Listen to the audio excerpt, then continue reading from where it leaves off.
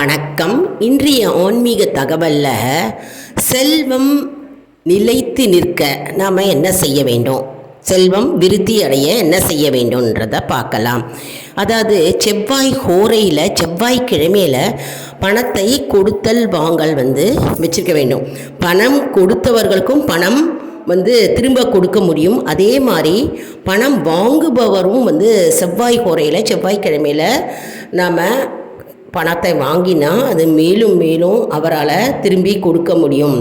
மற்றும் அவருக்கு பணம் மேலும் மேலும் சேரும், செல்வம் சேரும், செல்வம் விருத்தி அடையும். இது செவ்வாய் ஹோரை அப்படின்னா காலையில் 6லேருந்து 7 மணி வருது, மத்தியானம் 1லேருந்து 2 மணி, இரவு 8லேருந்து 9 மணி இருக்குங்க செவ்வாய் ஹோரைன்றது. அந்த செவ்வாய் ஹோரை அந்த நேரத்தை தவற விடக்கூடாது. பணம் கொடுக்கலும் வாங்கலும் அந்த நேரத்தில் வச்சுட்டா பணம் விருத்தி அடையும்.